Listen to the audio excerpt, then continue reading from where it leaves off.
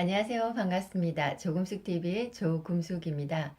오늘도 여러분과 함께 독일의 베스트셀러 작가인 레베카 라인하르트가 지은 철학하는 여자가 강하다, 철학하는 여자가 강하다 이 책을 가지고 함께 여러분과 이 시간 보내보도록 하겠습니다.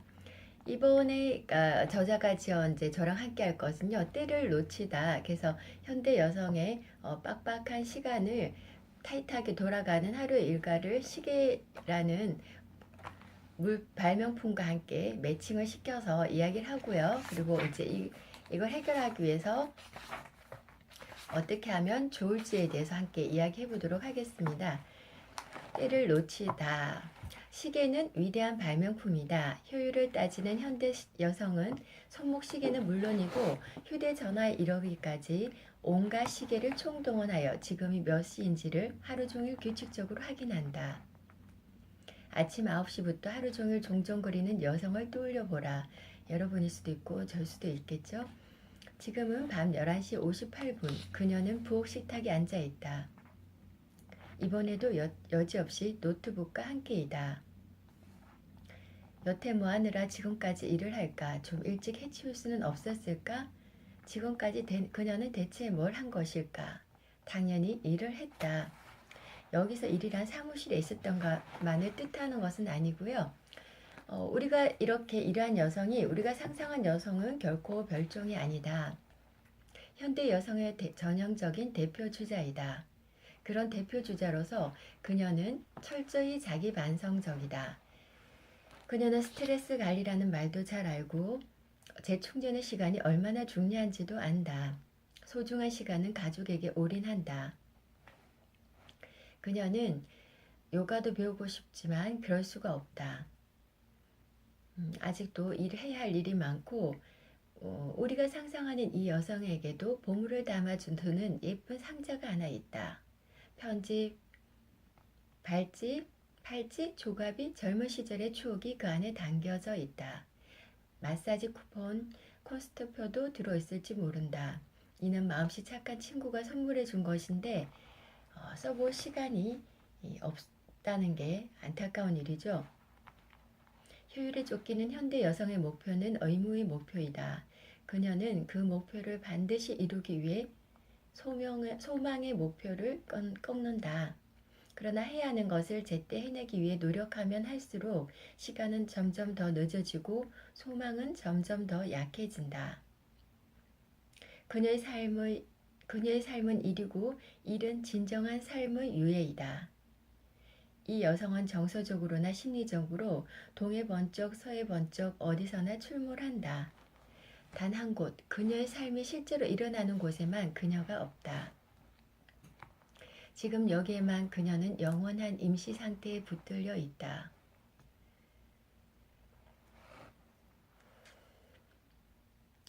사실 그녀는 자기 삶의 주인이 되고 싶다. 적어도 조금이나마. 그러나 현실에서 그녀는 시계침의 희생자이다. 양심의 가책으로 인한 죄책감은 가장 고통스러운 감정 중 하나이다. 아이와 직장에 똑같이 자라기 위해 자신의 사지를 찢는 일하는 싱글맘은 시간이 충분하지 않다는 걸 잘 알고 있다. 죄책감을 느끼지 않을 만큼 충분한 시간은 결코 없다는 것을. 일을 하면 아이를 충분히 보살필 수 없고 아이가 있으면 직장 일을 완벽하게 처리할 수 없기 때문이다.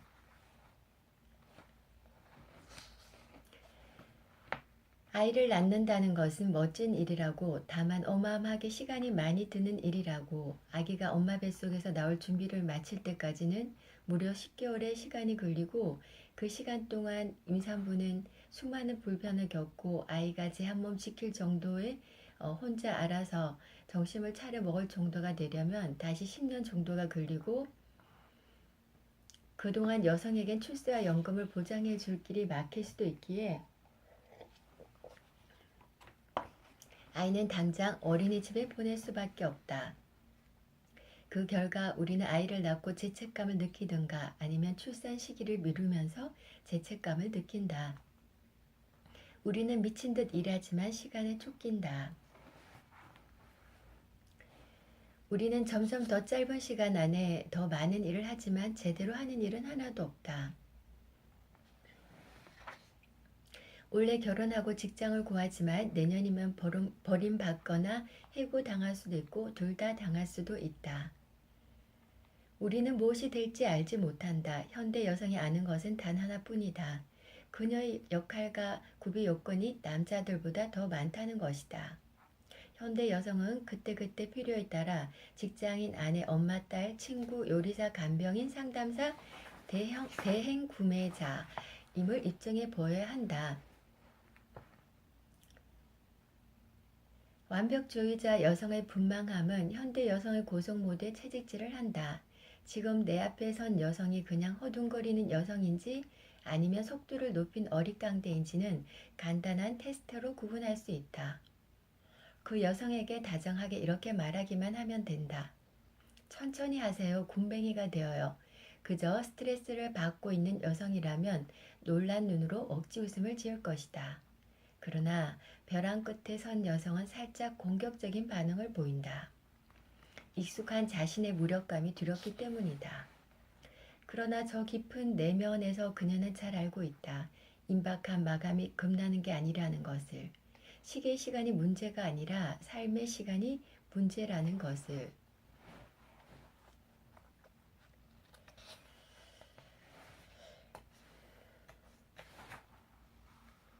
공자의 제자 맹자의 일화가 있는데 쫓기는 행동주의로 만사를 억지로 얻어내려는 경직된 서양의 방식과 걱정 없이 기다리며 관찰하는 중국의 방식엔 큰 차이가 있다고 나와 있습니다. 한 농부가 자식들에게 얼마나 자신이 열심히 일했는지를 설명하는데 들판에 싹을 잡아당기고 줄기란 줄기는 다 끄집어 당겼다. 그래서 그 자식들의 눈앞에 펼쳐진 광경이 무엇이든가 이 노력의 열매가 말라서 밭에 널브러진 빈약한 식물들밖에 없다. 메시지는 명확하다. 식물을 대하는 현명한 방법은 단 한 가지, 어떻게 성장하는지 지켜보며 물을 주고 힘을 내서 성장 과정을 도와주는 것이다. 끈기를 갖고 신중하게. 그러다 보면 수확의 순간이 아주 자발적으로 저절로 완전히 제 마음대로 찾아오는데 이것이 효율이다. 식물에게 통하는 방법은 우리의 삶의 시간에도 통한다.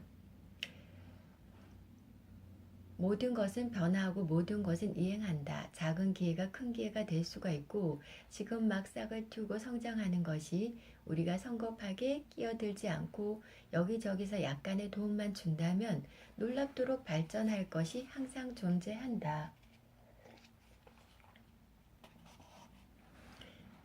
직장에서 행복하지 못할지도 모르고 인생의 남자가 딴 여자의 품으로 달려갈 수도 있지만 그것이 곧 우리가 무언가를 놓쳤다는 뜻은 아니다.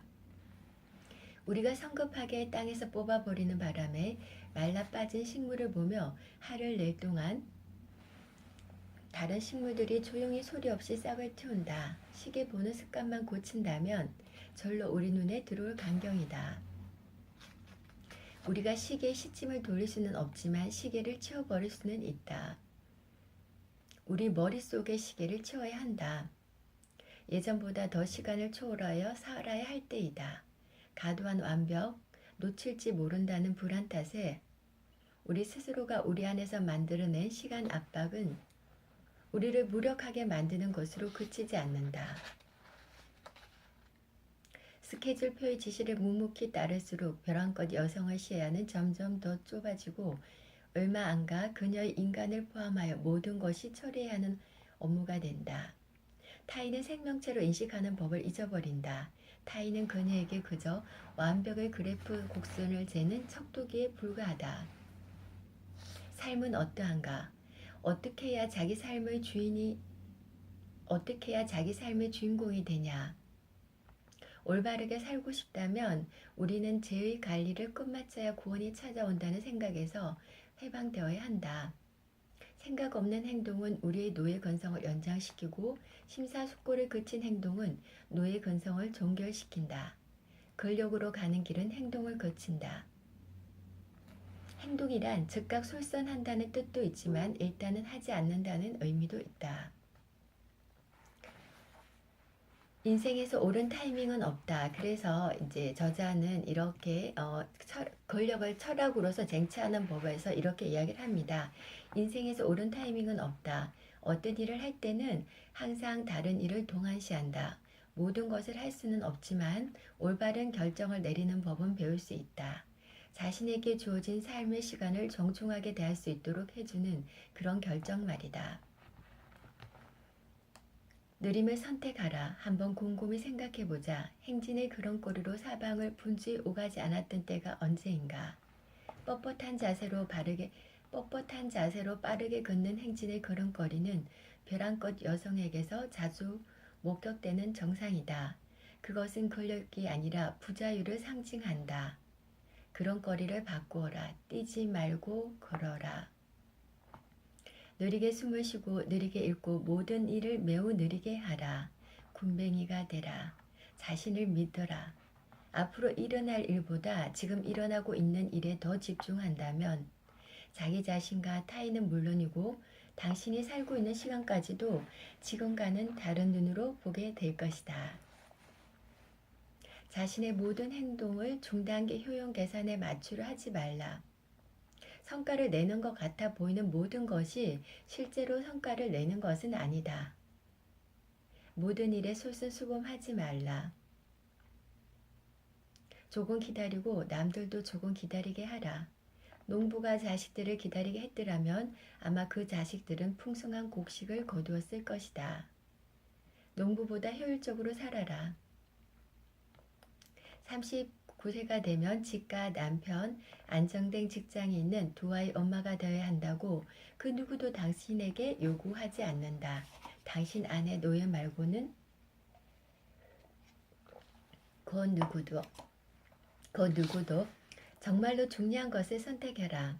기다림과 관찰에 조금 익숙해졌다면 당신을 구박덩어리, 진꾼, 어릿강대로 만들어 잠재력 발휘를 가로막는 방해 요인들을 조용히 냉철하게 제거하자. 하루에 3번씩 전화를 걸어 요리 비법을 전수하는 시어머니, 10분에 한 번꼴로 당신에게 달려오는 직장 동료, 불필요한 방해를 참지 않겠다고 결심하라. 친절하지만 오해의 여지가 없게 확실히 안 된다고 말하라.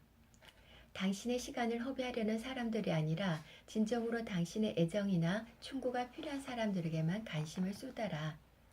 당신의 삶의 시간을 정중하게 대접하려면 자신의 가치를 존중해야 한다. 또한 그 가치를 실천하고자 하는 사람, 즉 당신을 존중해야 한다. 그러면서 이제 여기에서 유명한 에밀리 디킨슨의 이야기를 해주고 있습니다. 반란을 선택하라. 스트레스 사고의 코르셋을 벗어던지고 자신에게 다가가라. 당신이 갖지 못한 시간을 내어서 당신의 생각을 해방시켜라. 시간의 독재를 거부한, 자신이 사는 사회를 거부한 한 여성을 경탄하라. 그녀의 이름은 에밀리 디킨슨이다. 유복한 변호사의 딸로 태어난 미국 여성, 현대 여성들과 달리 에밀리는 자신에게 정말로 중요한 것이 무엇인지 일찍부터 간파했다. 가족과 자연과 사랑, 그리고 자기만의 생각, 그녀에겐 그것이 중요했다. 그녀는 글을 쓰기 시작한다. 나는 이 세상에서 알 만큼 힘이 센 것을 알지 못한다.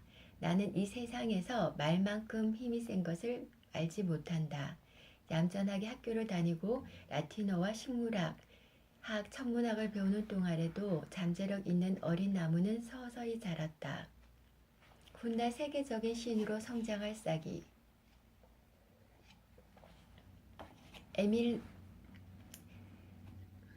에밀리와 같은 신분의 여성들은 이 시절 부엌과 교회에서 하루를 보냈다.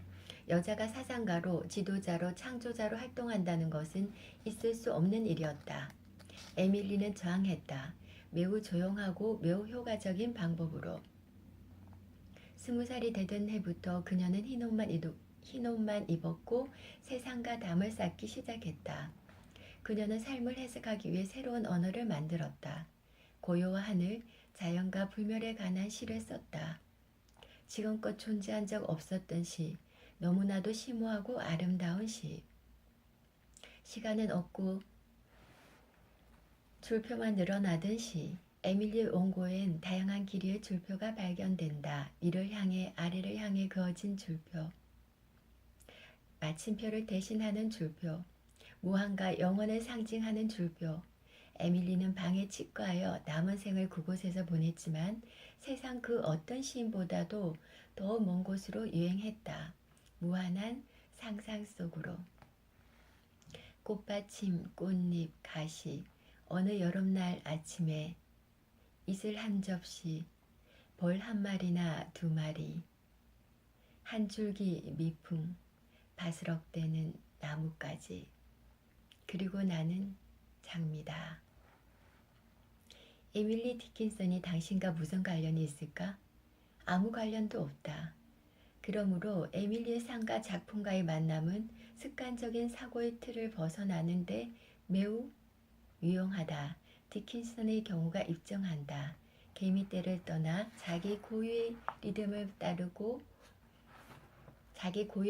따르면 미칠지도 모른다는 것을. 그 대신 많은 일을 할 수 있다. 문학사를 혁명하고 세상을 개선할 수 있고, 그게 아니더라도 적어도 자신의 삶은 살 수 있다. 그렇게 하기 위해서 굳이 집을 떠나야 하는 것은 아니다. 조용히 소리 없이 집에서 행동할 수 있다. 자기 자신을 선택하라. 남의 것이 아닌 자신의 생각과 상상을 선택하라. 에밀리 디킨슨처럼 혹은 고대 중국인들처럼 오는 것을 기다려라. 엄청난 것이 올 것이다. 머릿속에 떠오른 모든 아이디어는 근력의 신호이다. 미셀 푸코의 말처럼 실제로 근력은 생산적이다. 그리고 근력은 실제의 것을 생산한다. 이 시절에 에밀리 디킨슨을 살던 그 옛날에도 에밀리 디킨슨처럼 그 자신의 사는 시대에서 그게 반기를 들고 본인이 원하는 이제 인생을 사는 이런 이야기들, 그리고 이 저자의 말들, 저의 그런 거리도 저도 항상 조금 빨리 걷는 편이거든요. 항상 뭔가에 바쁘죠. 오늘은 여러분뿐만 아니라 저도 이제 이 올바른 결정의 기술을 이야기하는 이 레베카 라인하르트의 글의 내용을 곰곰이 그리고 깊이 생각해보고 저도 이런 삶을 살기 위해서 지금 열심히 노력하지만 또 한 번 더 저의 삶의 인생의 그 그림을 생각해보는 그런 하루가 되어야 되겠습니다. 여러분, 오늘도 제가 늘 응원하는 거 여러분들 잘 알고 계시죠? 오늘 하루 잘 보내시고요. 그리고 구독과 좋아요 눌러주시기 바랍니다. 감사합니다. 조금숙TV였습니다.